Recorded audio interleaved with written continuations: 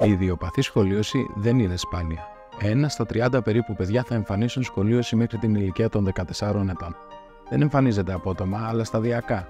Ξεκινά συνήθως λίγο πριν από την αναπτυξιακή όση της εφηβείας, στα κορίτσια δηλαδή λίγο πριν από την έναρξη της περίοδου, ενώ στα αγόρια ανάμεσα στο 11ο και 14ο έτος της ζωής τους, ενώ σπανιότερα εμφανίζεται και πολύ νωρίτερα, δηλαδή πριν από την ηλικία των 8 ετών, οπότε και χρειάζεται μεγαλύτερη προσοχή και φροντίδα.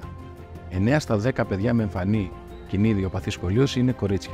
Εμφανίζεται με ασυμμετρία στους ώμους ή στη μέση και μπορεί να δημιουργηθεί και μια κλίση της λεκάνης. Όταν το παιδί σκύβει προς τα εμπρός, μπορεί να πετάγεται η μία πλευρά περισσότερο από την άλλη.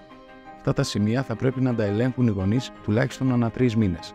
Τα περισσότερα παιδιά με σχολίωση χρειάζονται απλή παρακολούθηση. Κάποια από αυτά θα χρειαστεί να μπουν σε ένα ειδικό πρόγραμμα ασκήσεων σε συνδυασμό με την εφαρμογή ενός εξατομικευμένου κηδεμόνα. Ελάχιστα θα χρειαστούν τελικά χειρουργική διόρθωση.